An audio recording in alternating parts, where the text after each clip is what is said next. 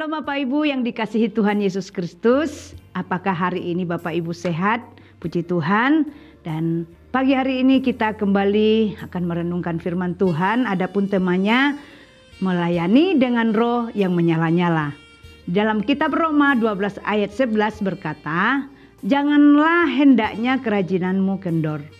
Biarlah rohmu menyala-nyala dan layanilah Tuhan." Saudara-saudaraku, sebuah keberhasilan dalam melayani Tuhan tidak ditentukan hanya dengan kemampuan dan keahlian seseorang. Karena melayani Tuhan itu sangat berbeda dengan melayani sesama manusia.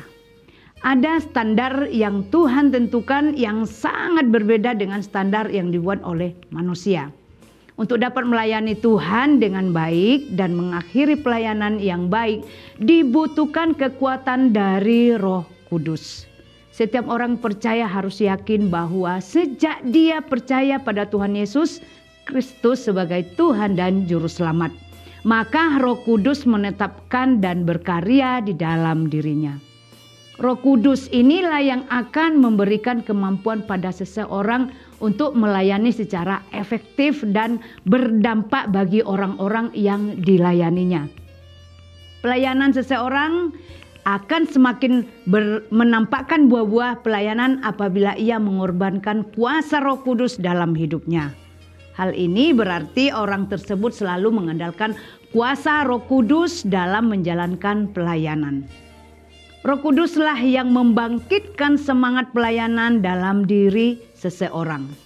Orang menjadi rajin dalam melayani Tuhan meskipun tantangan yang dihadapi dalam ladang pelayanan sangat banyak.